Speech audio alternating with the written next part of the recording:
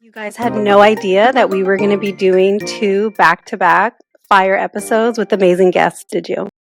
Well, here we are with our second back-to-back episode with an amazing guest. Hello, everybody. So excited, so thrilled to have the Kate Van Horn with us today, the author of The Inner Tarot, A Modern Approach to Self-Compassion and Empowered Healing Using the Tarot.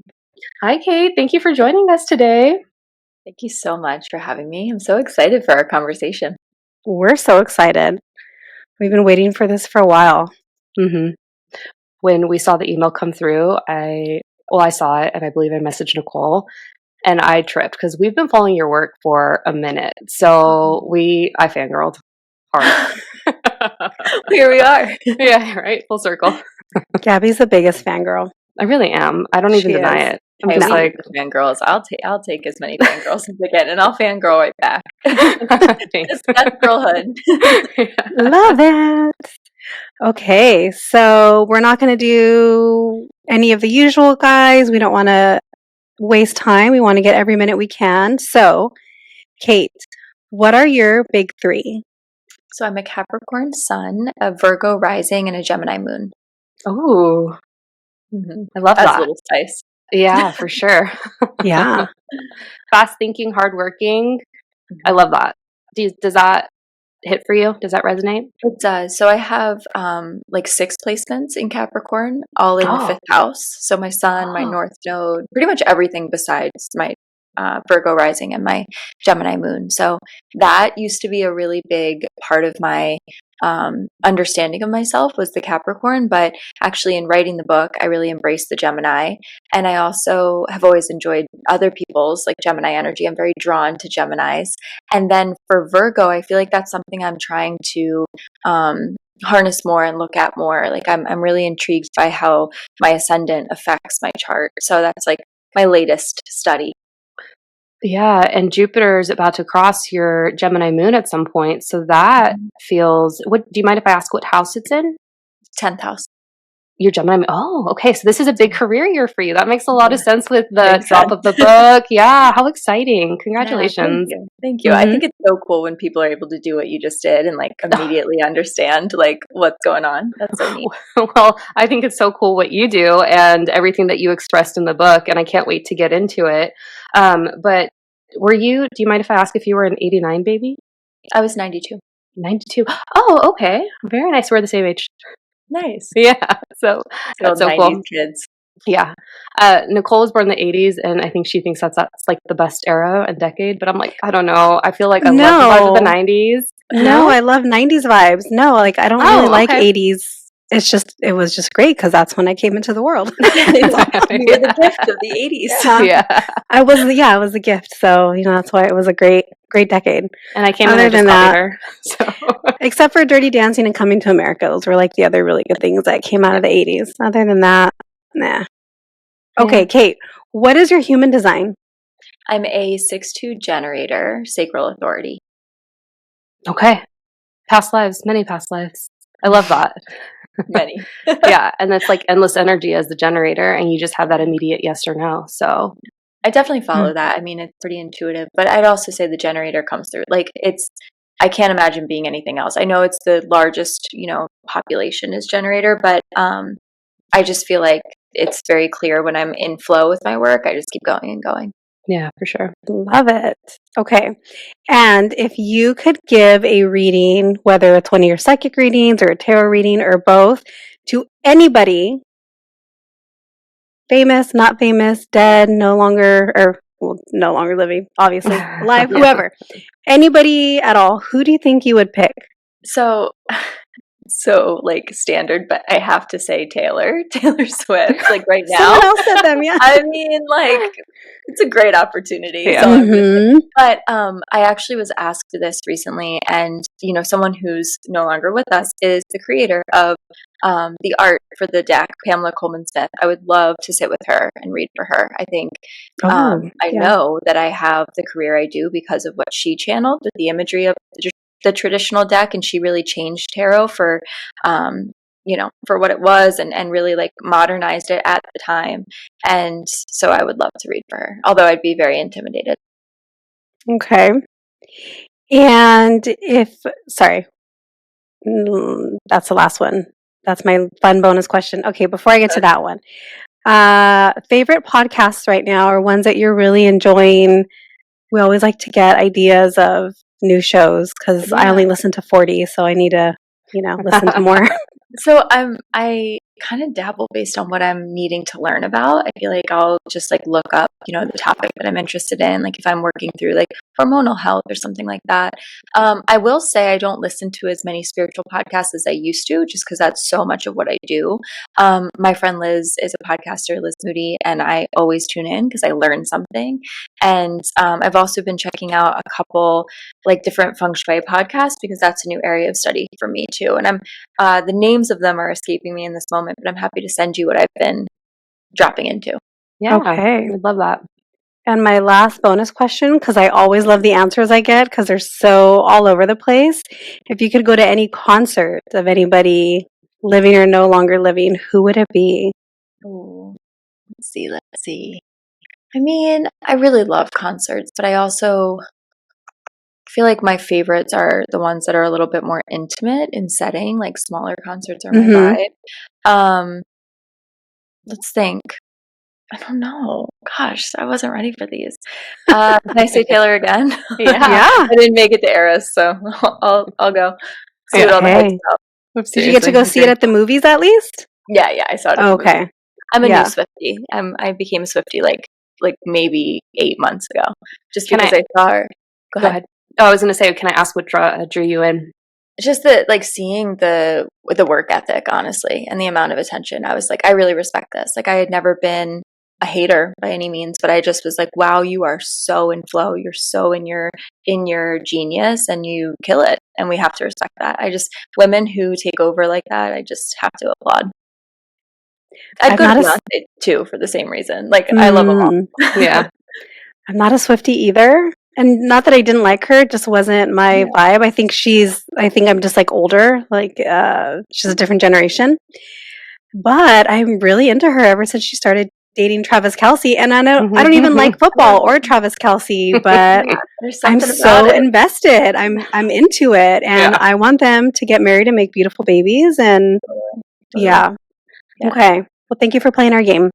Happy to. Let's talk about this book. Okay, so this book that Gabby introduced, The Inner Tarot, A Modern Approach to Self-Compassion and Empowered Healing Using the Tarot.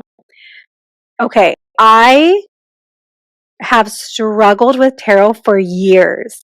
Yeah. I've struggled with, do I want to learn it? Do I not want to learn it?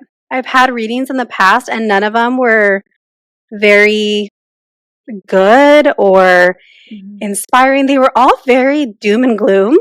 And I don't think I live a doom and gloom life. And so I just, from all those readings I had, I was like, I don't know if I feel the call to learn it. And then it's just so complicated also. And I recently bought a tarot deck, and it's not the Rider-Waite, but it has the same illustrations, and it's kind of like a baby deck.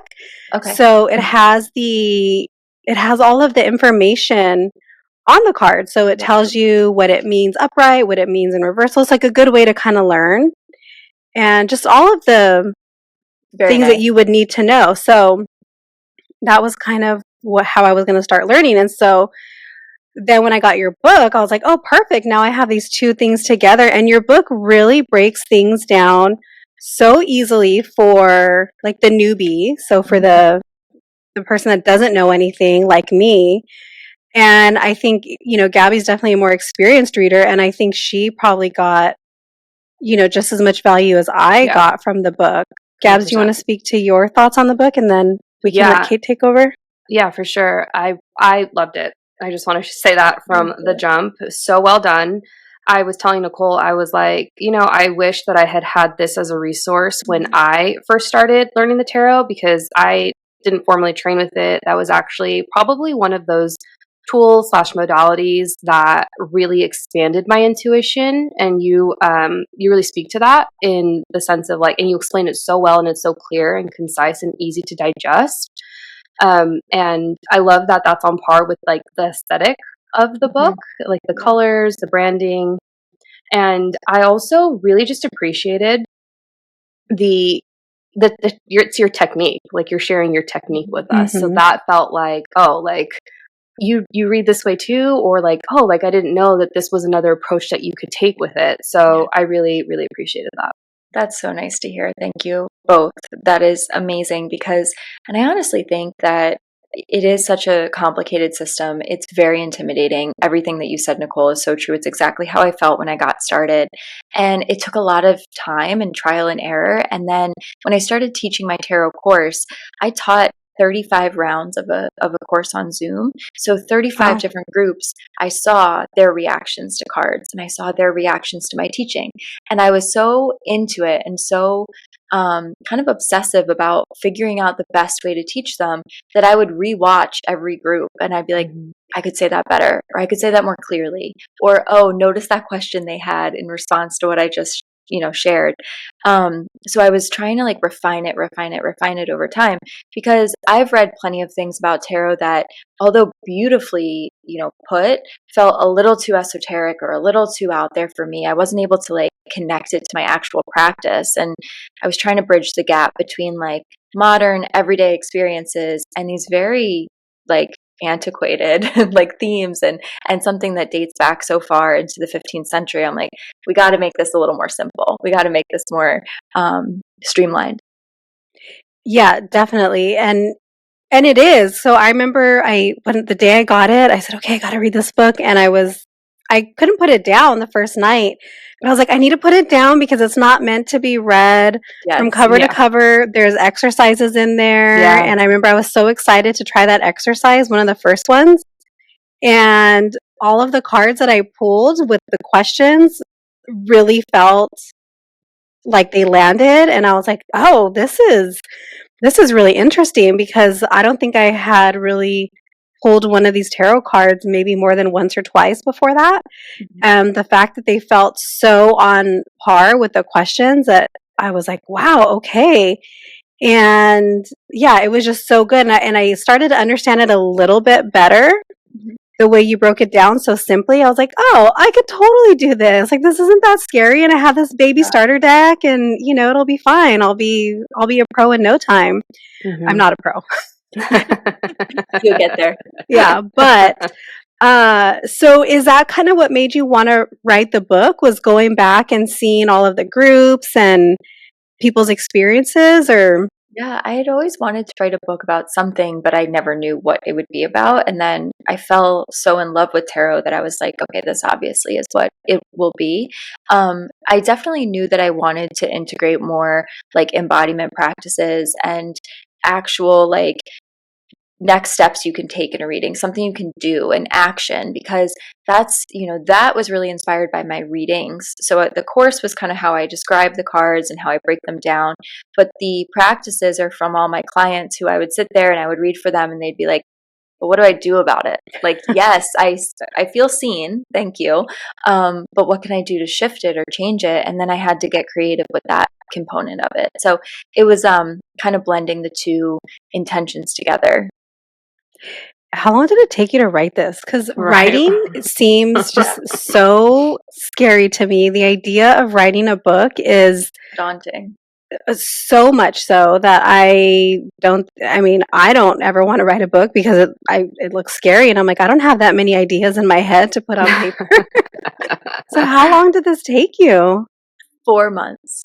That's it? So, but it was how long I had from my publisher, like my deadline. And I had expedited that because the whole process was like 2.5 years. So I was looking at my pub date of, 2024, and I'm sitting there, we're negotiating it in 2022. And I'm like, oh my God. So in that time, they need like more than a year almost to really do everything, get it printed, get it ready. So I was like, what's the fastest we can do? And they said, if you can do 4 months, like it'll be February 2024.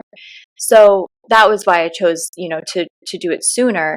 However, I do want to say that I had a lot of things kind of like roughly outlined. Like it was, my course is really in there. So that's so funny. I just hosted like a little virtual Zoom party with so many of my students from the past came, and I was like, you can probably hear me verbatim in these like paragraphs. And they were all like, yup, like that's exactly your voice. So it was a lot of just like regurgitating exactly what I wanted to say. But I would say the stranger part is that you're trying to organize it into something that's so big and Yeah. so Mhm. like so complete versus these like little moments of sharing online or getting a tip and making a TikTok. Like that's such a different way of thinking and creating. And the start to finish book was like, it was like a mountain for sure. Go ahead, Nichole. I was just going to say, I love that you said that it was just your students could almost hear you through the book, because I think that's probably what made it so easy to read. I would say the human design book that Jenna Zoe? How do you say it? Zoe. I think it's Zoe. Zoe. I've heard it a couple different ways. Yeah, I've heard it both ways too. So I'm never Yeah. sure. Yeah. So the book that she wrote on human design, I felt was the same way, where sometimes you pick up a book and it's so dense and they're using such academic language, and it's like, this is too much. And I just like a book that sounds like somebody is delivering this to me by speaking it to me versus me having to try to translate it all. So I love that. That was kind of the reaction from your students also. Yeah. I have Yeah. her book and I felt the same Yeah. reaction. I was like, this feels very easy and like Mm-hmm. direct, which I appreciated because Yeah. human design is talk about a system. That's next level. Yeah. Yeah. Yeah. What were you going to say, Gabs? I was going to say or ask, did you feel like this was like a birthing process of sorts in its own way? Because when we interview authors, it's like they go through like ego deaths. It's something that's really wanting to live through them with them as the vessels. And I would just love to know what your experience was like. Yeah, that's a fantastic question. It was all of those things. It was definitely a birthing for sure. And it was incredibly vulnerable. I feel much different now, but leading up to it was like so much anticipation and so much worry about making sure, like in particular, the part that I was having the hardest time with and really struggling with like imposter syndrome was the areas where I bring my own story into it. So the channeled writing pieces and some of the introductions, I'm like, who's going to care? You know, they're here for the cards. And I finally had to just like step back and realize that it felt so good and so cathartic to write those things that it's going to, you know, stick with some people and others are going to breeze past it. And that was where the ego death came in, where I'm like, not everyone's going to be obsessed with this book. And I was like, that's okay. That has to be okay. Mm-hmm. Because I think it's such a, it's such a thing where you have to hit and connect with people at the right time too. So when they pick up the book or pick up the cards, you have to trust that they're on their journey, and whether it resonates or not, that's not really up to you, you know. And that's a strange thing when you're putting something you love and something sacred out there. I was used to that as far as readings. You know, I know not everyone's going to necessarily want to work with me, but this felt different for some reason, and I'm not sure why. Yeah. Actually, one thing I did want to speak to was the structure of the book. I was like, oh, maybe this is like the Capricorn coming in and just the organization, the syntax, the cadence, which I loved. But I actually really loved your introduction and just the vulnerability that you shared, because that's not always easy to come out and like, you know, share that kind of truth. But I really appreciated that. So I did want to make a note about that. Thank you. Thank you. I appreciate it, because I think too, whether you relate to my story or have your own, typically we don't pick up a deck of cards for the first time because life is easy breezy. It doesn't have to be a tower moment, but we don't typically like find the cards in those moments of ease. We find them when we are unsure and when we're looking for something. So I think at least most people can relate to that feeling of, I'm just looking for a tool. I'm looking for something to make this a little easier. Yeah. And you also do intuitive readings, and then you were talking about the channeled, was it channeled writing? Yep. Is that similar to like automatic writing, or is that a little bit different? It is essentially the same. Spirit writing, automatic writing, channeled writing. I put that in tandem with my psychic reading. So I find that I'm pretty clairaudient. That's like kind of my strongest sense. So I'll just be writing what I'm receiving. And at the same time, I'll kind of be clairvoyantly seeing or imagining it, but I'll prep all the notes before meeting with the client. And then I bring those to the discussion so that we can like process together. And that way I can hold space and I can, as a human being, just person to person, I can kind of see if something's triggering something in them. And if we need to slow down or if we need to speed up or we need to take a pause and really sit with the message, because in some psychic readings I've been in, the person's channeling and opening it, and it's just flowing through. And I think that's really beautiful. But it also doesn't leave the dialogue or the chance for people to like totally comprehend what's coming through or take a minute to receive it if they need to. Yeah. Did the tarot readings for you start before you did the intuitive readings? They did. They did. Okay.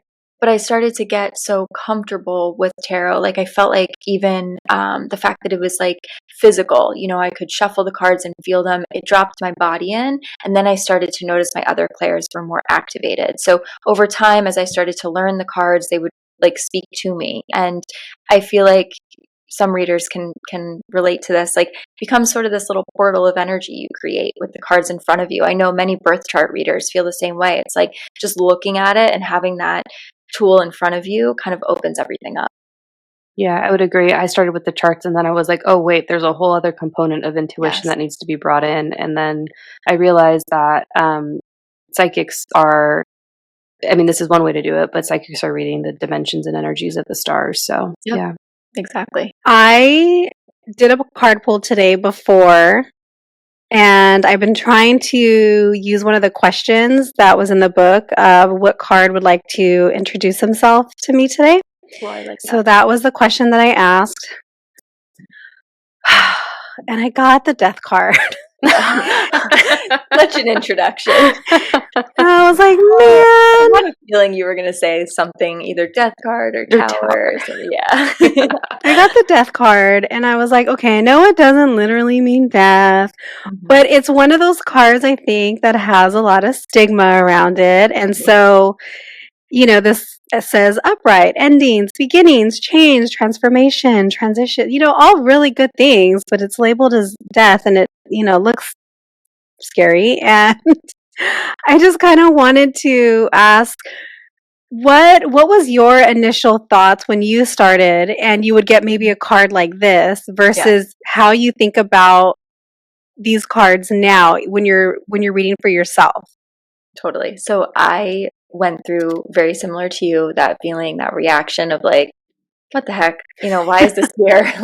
I wasn't like a perfectly ethical, conscious reader, and I like to let people know that when I first started, just like everyone else, I made the same mistakes. I was reading on ex-boyfriends and doing all the things that I don't recommend anyone does, because that was part of the learning curve. And I think that is now such a big piece of my work and my book, is I want to get people out of that routine and that rut of fearing certain cards and reacting certain ways and starting to really embrace them. But that said too, I think with death in particular, like the tarot deck does carry some shadow, and I really respected that about the tarot, because when I found it, it was during a time where I wasn't feeling great. I was having a hard time, and I wasn't just trying to throw like light and love on something. I was really trying to get to the bottom of it. So I think cards like the death card, intimidated me, but also excited me a bit, because I was like, we're getting into this stuff. It felt productive, it felt meaningful. But I completely understand, especially with the image and with the name, why it has that reaction. And it's just a matter of us destigmatizing it. Right. Yeah. Because I think that's part of it, is when you read it, it's like, okay, well, it's not bad, but the initial, the look of it, right? The look, the name, it's like, oh my gosh. But I think too, sorry to interrupt. No, go ahead. I just thought too, like, what I appreciate about it is like, you're not going to miss it. You're going to see it. You're going to stop. You're going to think. You're going to pause. You're not going to glaze over it. And when I say to someone, oh, something's got to change, change would be good. Change is really scary. We don't want to do it usually, because it's going to disrupt our flow, even if it's not the best or most aligned path. So we go like, maybe another time. I'll change another day. And the death card is so blatant and so in your face that it's like, are you? Are you going to change? Yeah. And I think, I had mentioned in the beginning that I had not the greatest tarot experiences in the past. And one of the very first tarot readings I had, I think the girl, and I don't know if I got the death card, I can't even remember that far back, but I remember she said, there's a girl in your life, there's a woman in your life, and she hates you and she wants to see you dead and blah. And I was like, oh my gosh. And so I walked around so scared and wondering, like, who is this person in my life that hates me? And did she pull the death card? And that's why she's like, this person wants you dead. And I was just like, this is scary. And and so I kind of stayed away after a while. But I thought today, I was like, oh, this is kind of a good day to have pulled that card because Kate's gonna join us, I'll and then help you with it.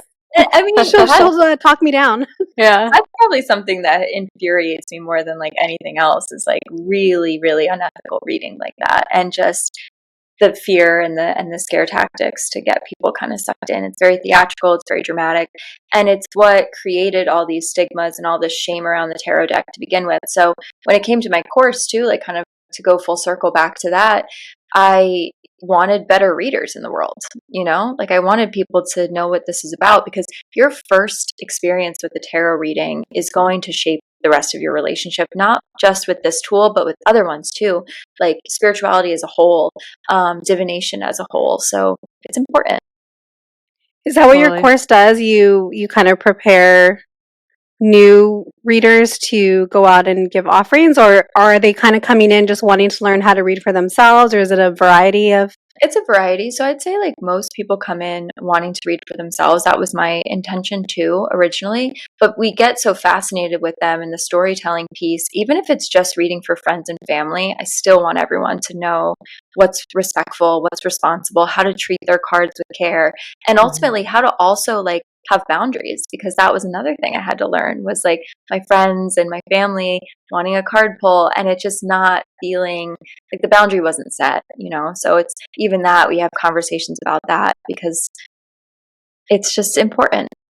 Yeah, I think the book does, and you do a really great job in the book of explaining exactly what you just said about the boundaries and then like knowing how to cleanse and like work with the cards. And I even learned some new ways too of just like working with the different moon cycles and salt and just working with your altar. So I really, really enjoyed that. And I'm like maybe 3 years into reading the tarot. And I remember I didn't have an experience like Nichole, but I was very scared of it.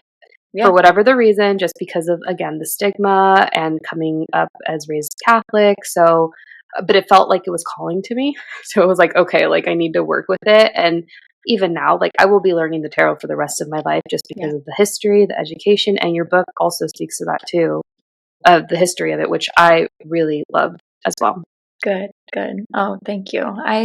It's a lifelong, I like the way you said that. It's really a lifelong practice. I'm going to learn new things about this deck of cards forever. And it kind of mimicked also, like before I started with tarot, I was on my yoga journey. So I was going through yoga teacher training and all of that. And that was like something they really expressed over and over again was you're never done. You're never at the finish line of understanding this practice.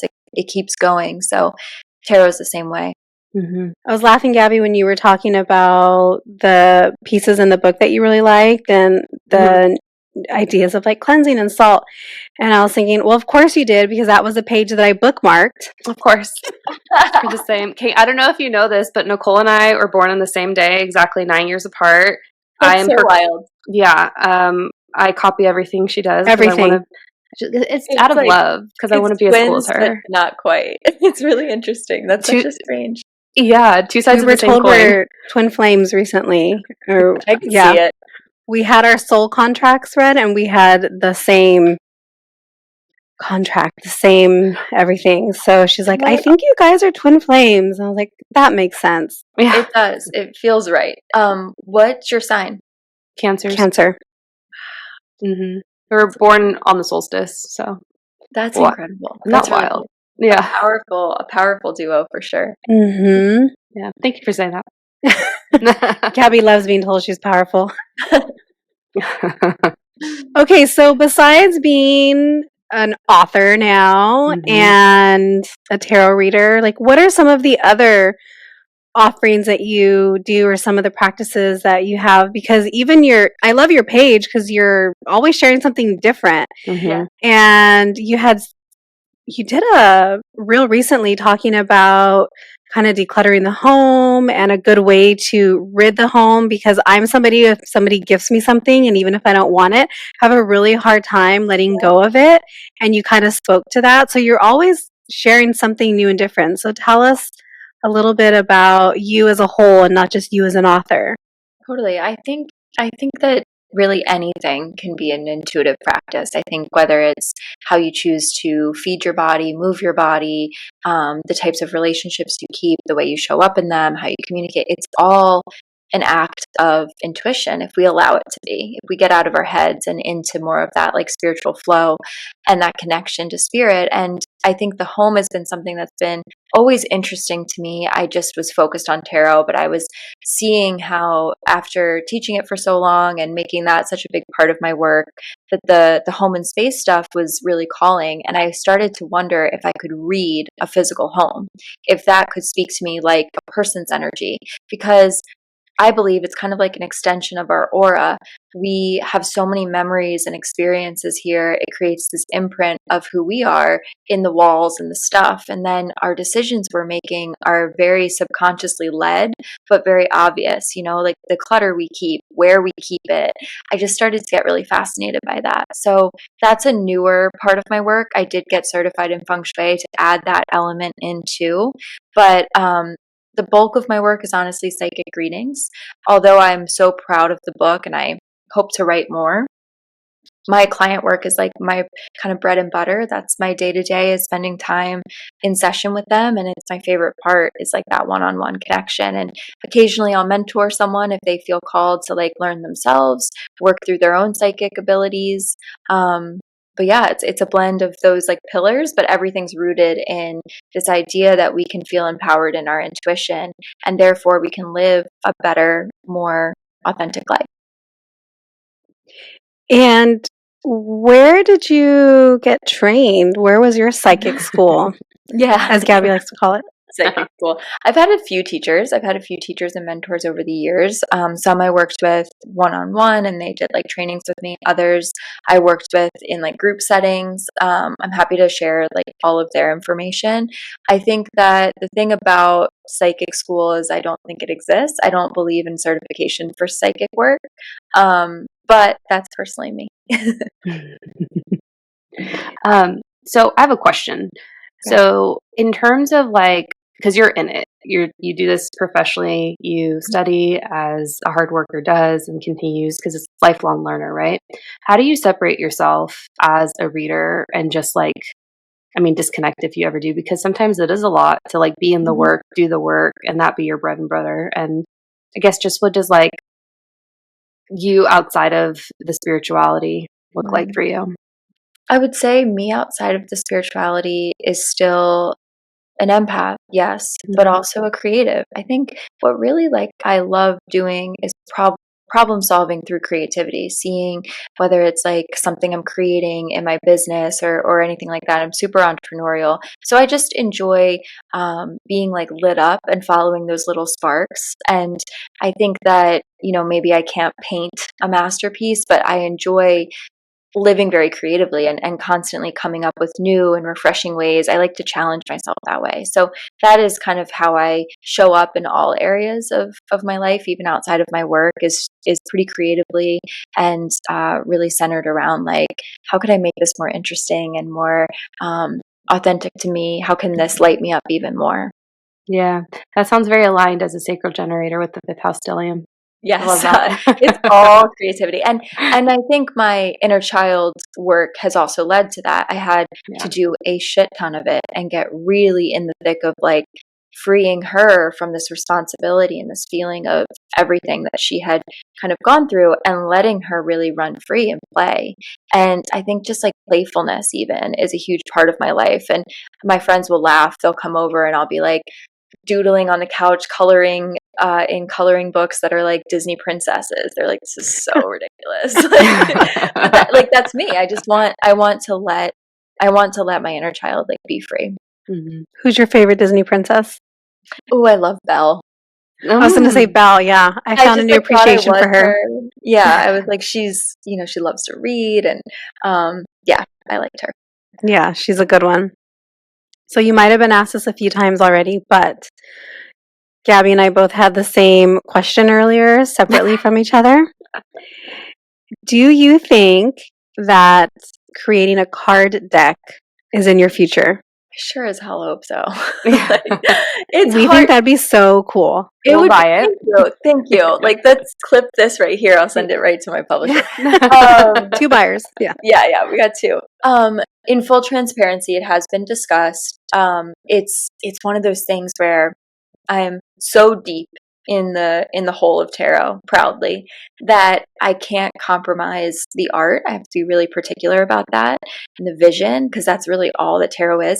And what sucks is I'm not a visual artist, and I've taken a stab at it. I've gotten in there, I've tried to figure out how to do it, and it's not clicking. So I think for me, and to anyone listening, I'm kind of putting it out there in the universe. I'm looking for the right partner for the art and for the visuals, and then we'll get that to happen for sure.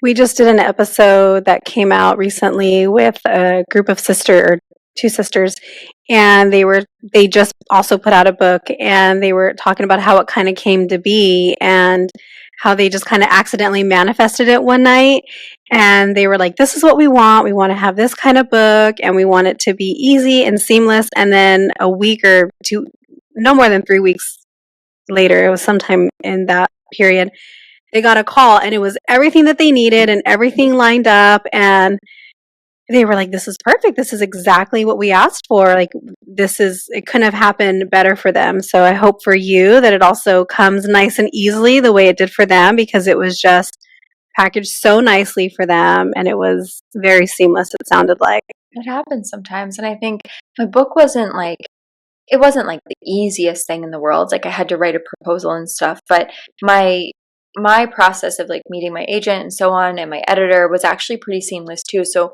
I do trust that. I really think I wonder what these eclipses are going to bring too. I've been thinking that lately. I'm like, it feels kind of close, but we'll see. We'll see what happens. And I'm not as attached to timelines as I used to be, especially having done a project that took me so long.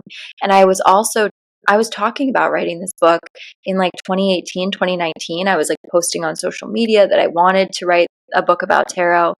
And I look back now and I'm like, thank God I didn't do it then, because I wasn't really ready. And I'm sure it would have been great, but it wouldn't have been this one. And I'm much more proud of this one. So I think, just it goes to show that sometimes patience is everything. Yeah, when I was starting, I have a lot of like beginners, introductory books on the tarot, but I feel like this is one of a kind in the sense of just like the wisdom that it offers, the insight, because it's also your intuition and your experience in having read thousands of people. So I definitely feel like everyone needs to get it because it's so helpful. Thank you, Gabby. Yeah, I genuinely mean that. And because like at the end of the day, like the tarot, it's hard. Like, I mean, I still think even times I'm like, what the fuck is it trying to tell me, And I feel like, I have some readings under my belt, but I really appreciate just like the art that this is. So I know that it's going to end up in people's hands that really are meant to find it. Thank you. I'm hoping to it like kind of sophisticates tarot a little bit, elevates it a little bit. I want people to feel really proud. The amount of women I've spoken to that are like, yeah, I pull cards, but I don't really tell my husband about it, or I don't do this, or I don't do that. And I'm like, why? Like, it's nothing to be ashamed of. It's fun. It's a story. That's it. Yeah. I used to hide my card decks, and I didn't tell my husband either, and now I have them all out.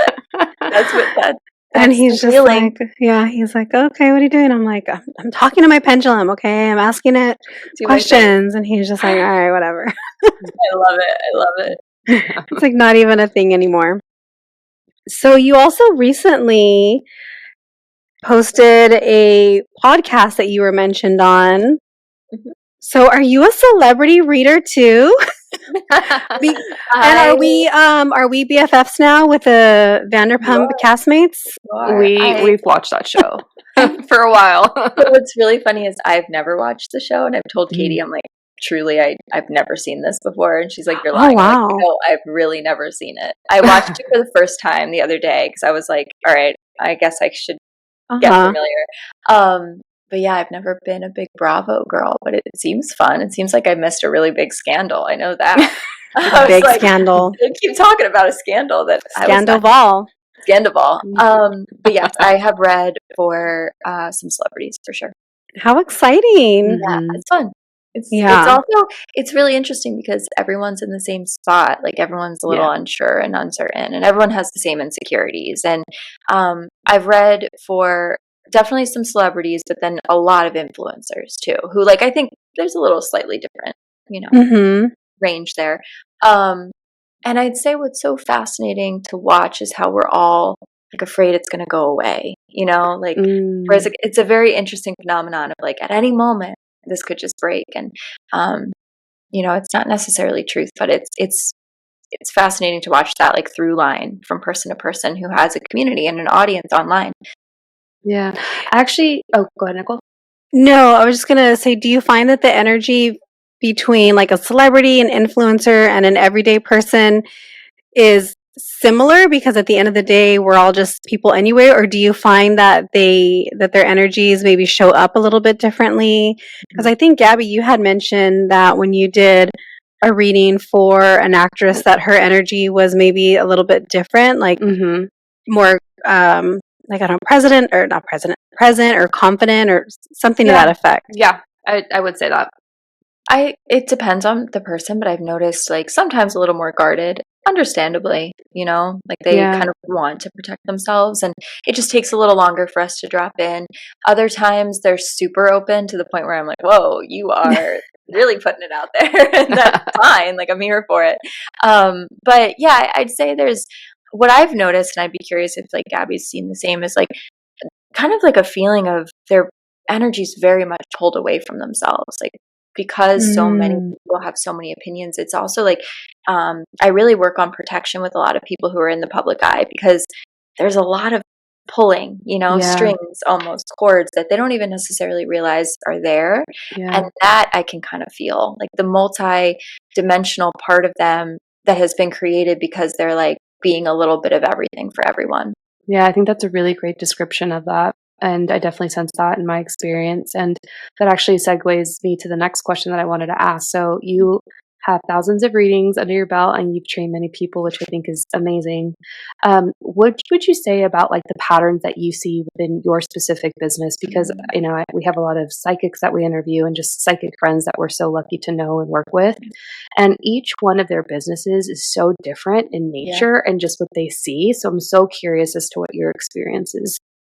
I would say like trusting the ebbs and flows is really important because it's something our business cannot be.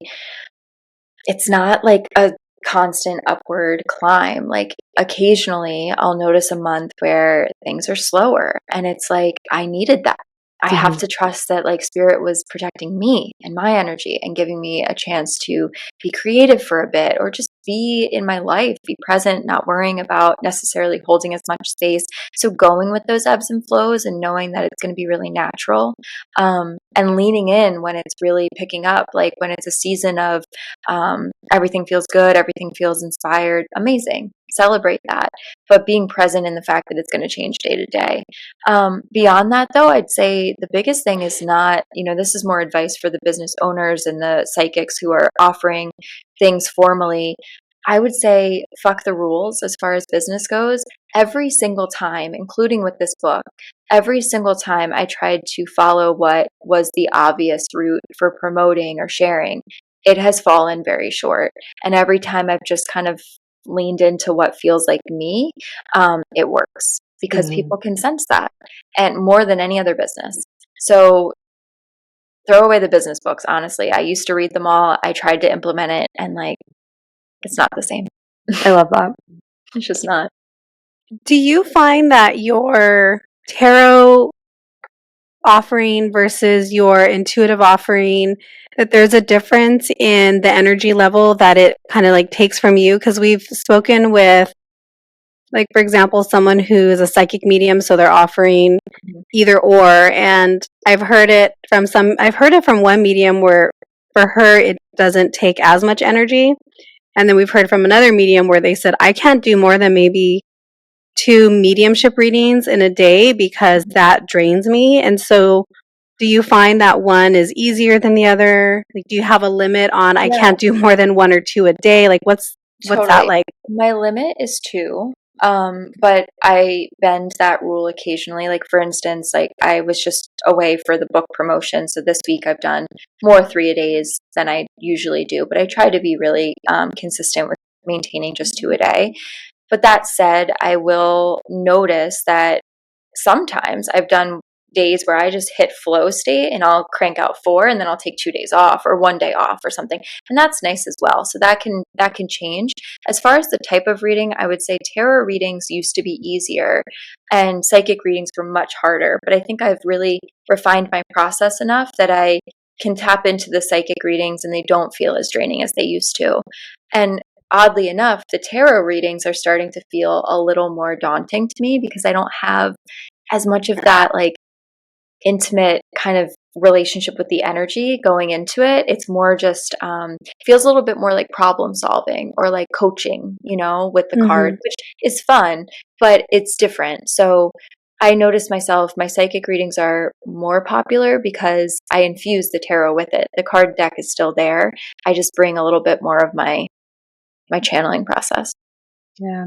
Do you think it's harder now that you're years into the work to read for yourself personally than it is? I can barely read for myself I have anymore. the same experience. Yeah. Yeah. It's I'm wild. just like, I don't know, and it kind of makes me sad sometimes because I'm like, I miss those moments. And I will say, if I really go through a process of grounding and really take my time and I set very clear intention, I go through the whole ceremony of it all, I'll have a really good card pull. Like it will really land and I'll feel the presence of my guides. But I remember when that used to be like almost everything I drew from the deck was like surprising and exciting.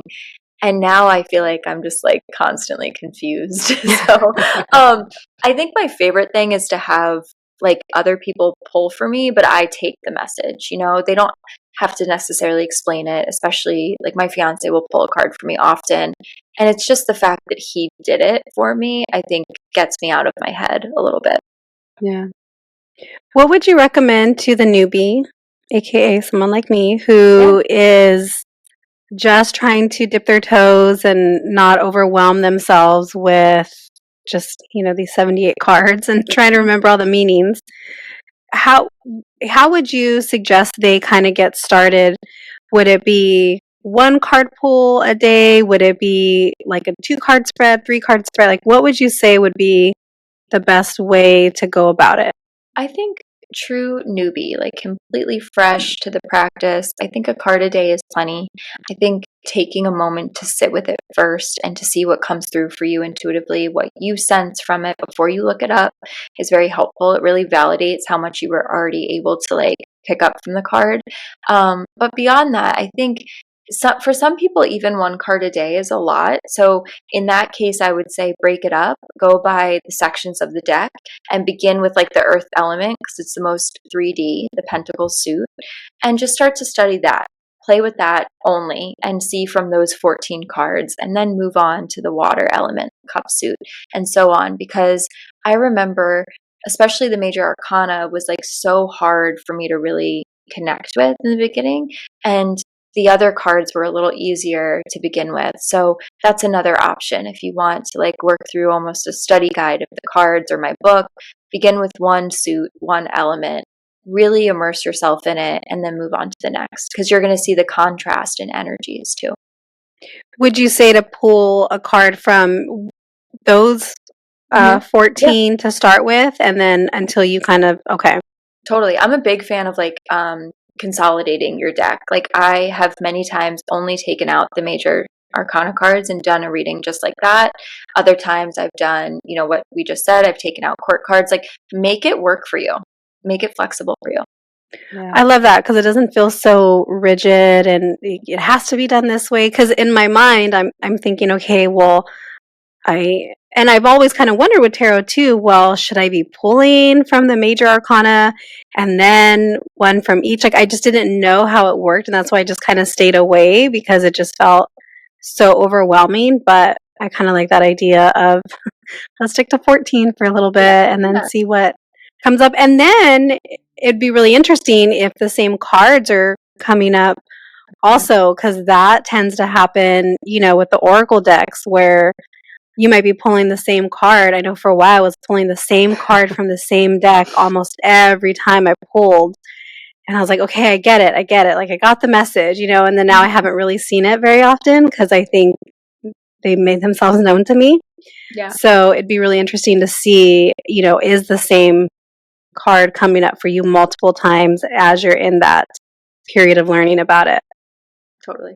No, it will get very repetitive in a way that's going to help you. It's going to make you finally learn them and have them stick. Yeah.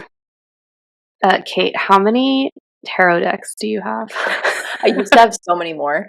I've been giving them away, when I have retreats or workshops, and not so much recently because I've given so many away. I would say right now I have about 25, but that collection used to be a lot bigger. Wow. What's your go-to? My go-to for clients is the Fountain Tarot or the Aquarian Tarot. Those are my top two. For myself lately, it's Mother Peace, and I've been having a reconnection to the wild unknown. I'll have to check them out, Nichole. How many tarot decks do you have, Gabs? I have 2. Oh, I have the OG. Yeah, I have 14 decks all around. Yeah, but I have 2. I feel like because I started off with the Rider-Waite, and that one just does not lie. It hits every time. And I feel like I'm cheating on it if I get additional checks. So it's just stick to what is tried and true. Yeah, I feel that way too. I feel too, for me, I really only have 6 decks that I actually trust and want to work with. The others, what I enjoy about having a handful of others is I get to watch when other people come to my home what they're drawn to. So they might pick something else up off the shelf, and it's just so funny that what doesn't work for me works so well for them.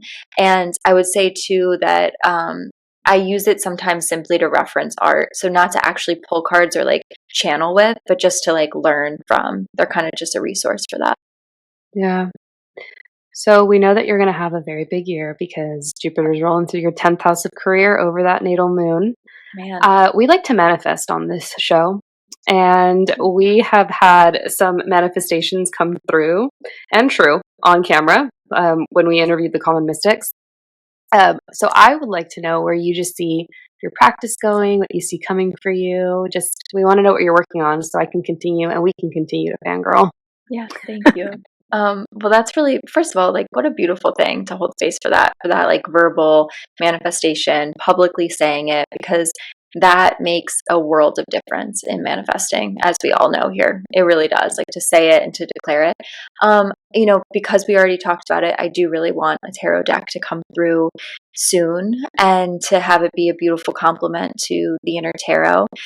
Beyond that, though, I have another idea for a book that revolves around the home and setting ritual through the home. So fingers crossed I can get both of those to fruition, and then we'll see. But those 2 are top of mind.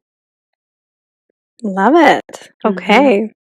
Well, Kate, would you be willing to do our card pull for us before we... Is it for you 2 or for the collective? It's just for the collective. Yeah. Okay. Just whatever comes up and whatever message comes through.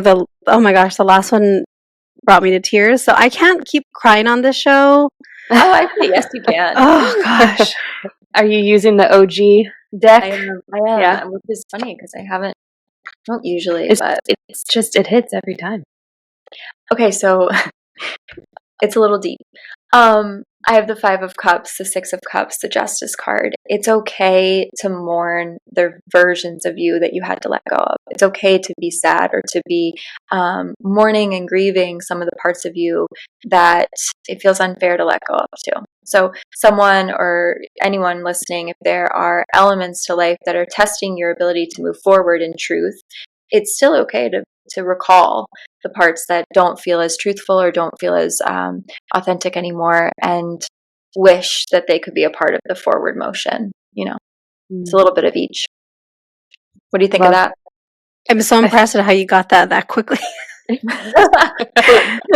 like really good at reading tarot, right?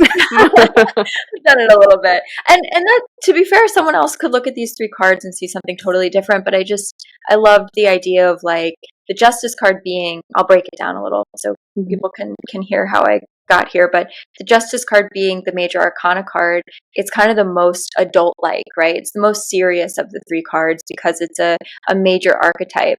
And the Justice card is about fairness and about finding and discovering truth and being very black and white in our thinking and clear and decisive around it. So anyone could have made a decision that was right for them and best for them, and did that because it was the wisest choice. And it's still okay to have a lot of feelings that are complicated and unfamiliar or heavy despite making that decision. So that's kind of where I pieced it. Gabs, what would your interpretation have been? I feel personally attacked, so I don't know that I have an answer. I was like, that hits. I might have been reading Gabby. I feel red for filth in the best way. My goodness. Okay, so everybody can find Kate on Instagram. That's kind of the main one I think that we usually... Are you on TikTok? I am. I'm on TikTok. Do you do the tickety talk? We don't really especially if you want to learn cards. I much more teach the cards there. I keep it pretty Oh, okay. TikTok, yeah. Okay, good to know. Maybe I need to jump on TikTok more. We should, yeah. It just, okay, you guys, confession time. I was going to do a story on it and I forgot. The last time I jumped on TikTok, because Kate, I listened to the episode that Dana and Katie did, and the one that you shared, and they were talking about Risa Tisa. And I was like, who's this Risa Tisa person? Have you watched it? No, I didn't watch it. I mean, that's a time commitment, isn't it? It's a commitment. I got sucked in over 2 days, and that's all I did while I was getting ready, before I was going to bed, in between clients at work. All I did was watch Risa Tisa, and this is why I can't do TikTok, because I get sucked into things quickly. It'll get you. I feel like maybe that whole thing is what I need to watch when The Bachelor ends. Because what am I going to do? And you can do it on 2 times speed, so that helped me. That helps, yeah. And someone said they did the math and that it was, I don't know, like 7 hours worth. That's so wild. And I watched all 51 parts or whatever it was. Anyway. I mean, once you get to a certain point, you got to just finish it out, right? Well, I felt that way after part 2. And the next day, I'm like, my husband's like, what's going on? I'm like, I'm on part 41. Like, just leave me alone a little bit. I love that. So thanks to Dana and Katie for that, because so then I had to go back and actually finish their episode the next day because I couldn't give up Risa Tisa. So funny. Yeah. Okay. So you guys can find Kate on Instagram. You can find her on TikTok, where you can learn more about the tarot. You guys have to pick up this book. And I know a couple people had messaged us about the book. There it is. When we posted about it, and I think they looked and it wasn't available yet. But you guys, it's available now. It's so good. And I would say, again, like, it isn't something you maybe necessarily have to read cover to cover. Definitely read the part 1. Definitely read all of that, from page 1 to page 74.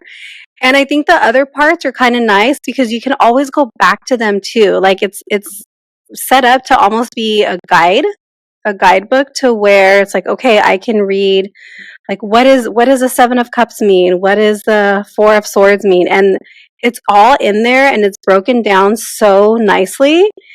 It's really good. So if you're someone like me who gets easily overwhelmed, you can break it up that way.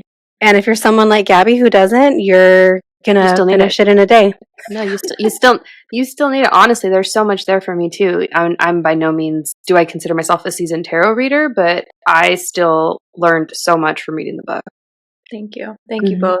I love it. I need you in my back pocket for all this promo. Come back anytime. We'll be your hype women. Thank you. And you guys keep an eye out. Maybe there's going to be a beautiful tarot deck coming out, and we're going to put that out there for her. And then we'll use it as our card pool at the end of the show. We have manifested. Yeah, someone wanted to manifest getting married, and now they're engaged. So, amen. That's how it is. So we're gonna put it out there. She's gonna get her tarot deck. All right. Okay, guys. Thank you so much for listening. Check out the show notes for all the places you can find Kate. Check out her book and book a reading. Book a reading. Thank you, Kate. Thank you. Okay, bye, guys. Bye. Bye. Bye.